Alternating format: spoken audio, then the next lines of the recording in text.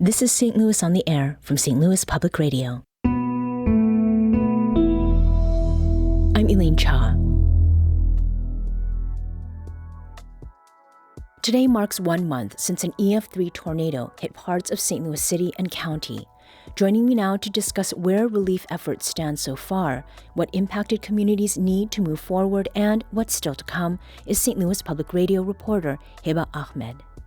Hiba, can you remind us about the impact overall of this storm on St. Louis and the greater region? Absolutely, yeah. So this was an EF3 tornado determined by the National Weather Service. So that means it was at its worst, probably over 140 miles per hour winds. It was about a mile wide at its biggest. It went through parts of the county. So University City, Clayton made its way into the city for the first time in decades, hit Central West End, then North City, and then eventually crossed the river into Illinois, which is where it dissipated from there. It killed 5 people, and their names are Juan Baltazar, Delois Holmes, Rena Lyles, Larry Patrick, and Patricia Pendleton. And it damaged 10,000 buildings, including many homes and local businesses. But I'd love to play a clip of tape of Annette Smith, who is Pendleton's friend.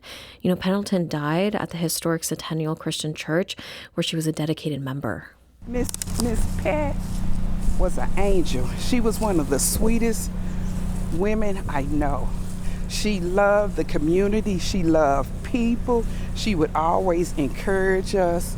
And she'd be at that church 95% of the time.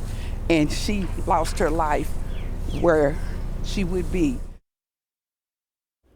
And as it happens, I had a conversation with Mercy Ann Lewis Thompson, right, about Patricia Pendleton in particular.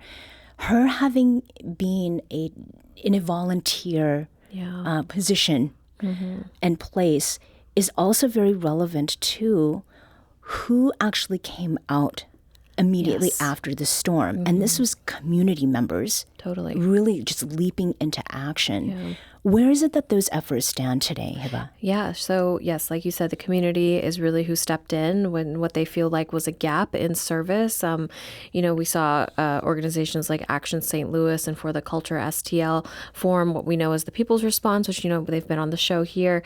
And, a lot of those efforts that were going for the past month, they have these organizations have had to scale down. These are volunteer-led operations, and they said, look, we are not disaster relief organizations. We stepped in because there was a need and people were devastated in that moment, but they've had to scale down their operations. Many of them are now operating on kind of like a part-time capacity, maybe a few days a week, still trying to show up and get to those emergent needs for folks, but it's not an everyday thing that we were seeing, for example, at the O'Fallon YMCA, where the People's Response was operating. They've moved actually over to the Kingdom St. Louis Church on West Florissant. But, the American Red Cross still has some shelters up across the city. I've talked to the representative there, and they've said that they're still seeing people come in. And the city has also now opened up the Disaster Recovery Center at the Chaffetz Arena in Midtown. It's now the central hub where people can come. And I got a chance to poke my head inside, actually. It's a really organized operation. Folks get to sit down and tell their stories to the volunteers there who are doing the intake forms. They're really trying to track exactly how many people have been impacted, how they've been impacted, and connecting them with resources. And that's where we'll start to see some of that FEMA operation take place as well. What is it that residents can expect then in the coming weeks, Hiba? Gosh, yeah. So the big thing is that there's a lot of aid relief in terms of money coming into the city. So I'm going to list a couple of different things here, right? So we have FEMA, the Federal Emergency Management Agency. That's millions of dollars that folks can apply for. They really should try to get those applications in as soon as possible. That's what the city officials like Mayor Spencer and Board of Aldermen, President Megan Green has really been emphasizing. Tomorrow, the Board of Aldermen is set to vote to approve, hopefully, $30 million in Rams settlement money, and that's also to address some of these like emergent needs that people have, right? In addition to that, Mayor Spencer had opened up $5 million in American Rescue Plan Act funds to help stabilize housing. And then, of course, this past weekend on Saturday, Governor Mike Kehoe signed into law $100 million specifically for St. Louis for disaster relief. He also signed $25 million for the rest of the state because, of course, Elaine, this is not the first tornado that the state has seen this year, right? So that's a lot of numbers, but it's worth noting here. Mayor Spencer has said that the damage from this tornado, the May 16 tornado, is estimated to cost up to $1 billion right now. So when you put all these funds together, this is just a part of going towards that recovery effort. But that's really the big thing. The other thing to watch now is how can folks access all these different pots of money? Mm-hmm. And we're hoping to see more forms and applications open up in the next week or so. Mm-hmm. As we close here, Hiba, you spoke with a couple different people. I want to finish with a community member voice. Yes. Talk with us about one of the people you talked with. For sure. So last week, I went to this Board of Aldermen committee hearing. It was a public hearing on the RAM settlement bill. And, the big theme there was that people want to rebuild North City.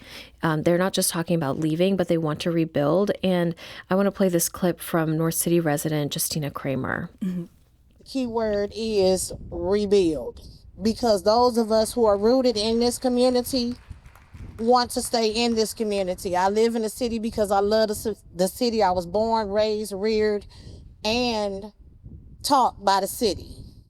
That was really important. I heard that over and over again from residents. Yeah. Hiba, thank you so much for giving us that update on what has been happening. Hiba Ahmad is STLPR's education reporter. This episode was produced by Emily Woodbury. Audio engineering and podcast design by Aaron Dorr. Our executive producer is Alex Hoyer. St. Louis on the Air is a production of St. Louis Public Radio. Understanding starts here. Do you find yourself regularly listening to episodes of St. Louis on the Air? Suggest us to a friend you think might enjoy our conversations. And leave us a review and rating on Apple Podcasts on the App Store.